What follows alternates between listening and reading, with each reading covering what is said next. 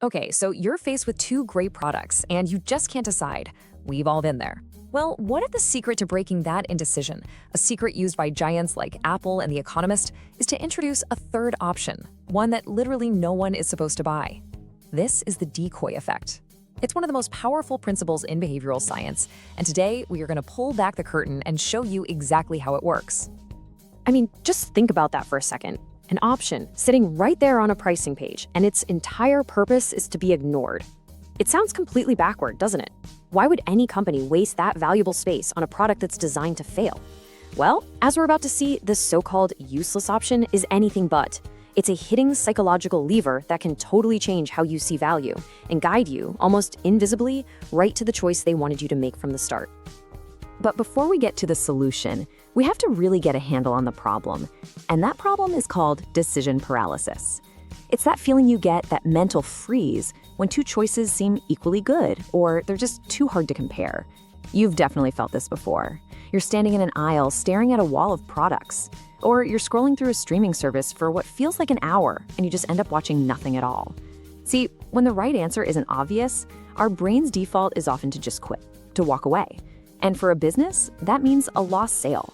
This is the enemy, and the decoy effect was built to destroy it. So how are we going to break this all down? Well, here's the game plan. First, we'll look at the fundamental paradox of how we make choices. Then, we'll dive into the legendary experiment that really blew this whole thing wide open.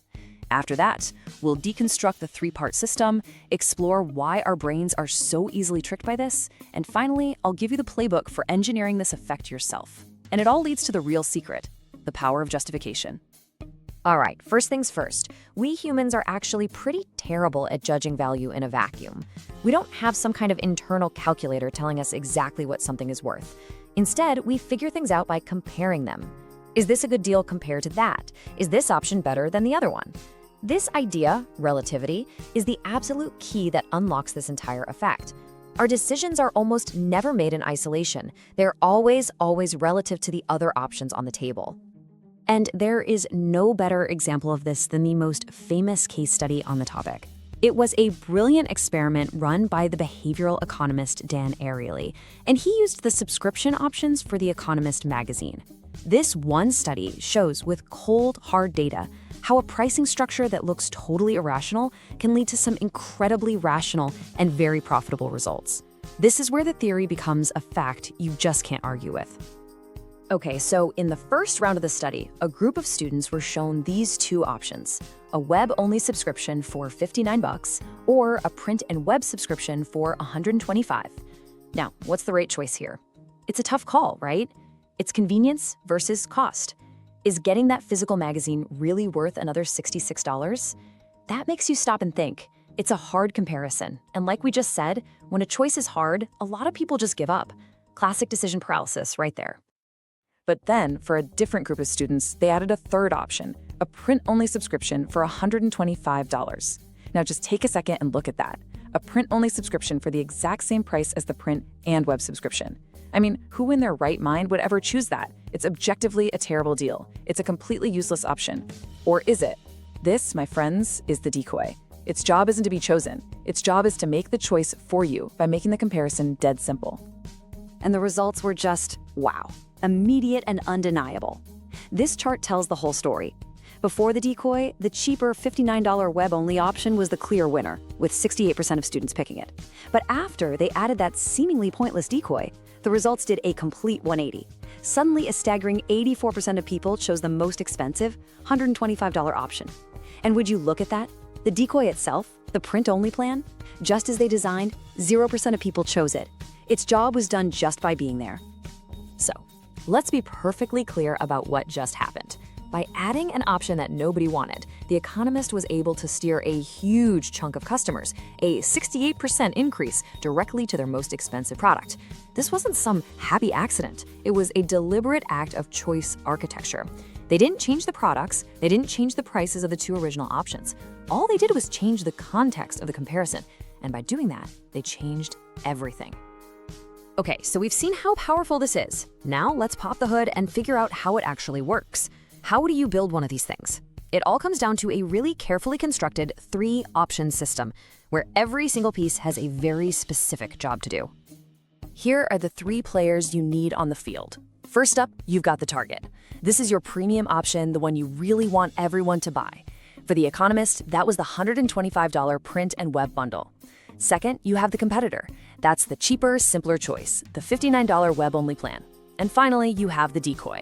Its only purpose in life is to be a point of comparison that makes the target look like an absolute steal. This brings us to the science behind it all, a concept called asymmetric dominance. Now, that's a fancy term for a really simple idea. The decoy is designed to be asymmetrically dominated by your target. Let's look at the experiment again.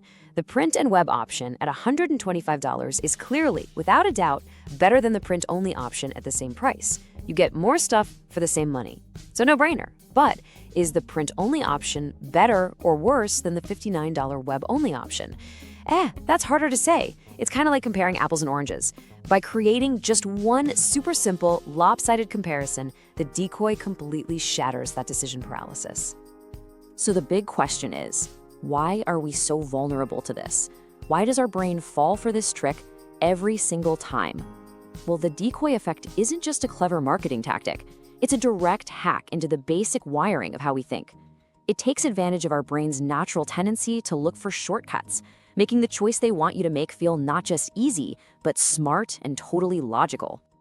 This quote right here is the absolute truth. We are creatures of relativity.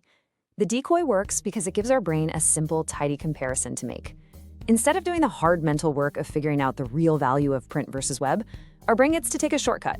It sees that the print and web option is clearly better than the print-only option, and it gets this little jolt of certainty from that easy win. That satisfying feeling then spills over, convincing us that the print and web option is the best choice overall. This plays right into the 2 systems of thinking made famous by the psychologist Daniel Kahneman. You've got System 2, which is our slow, analytical brain. It's the part of you that would carefully list the pros and cons of the $59 versus the $125 plan.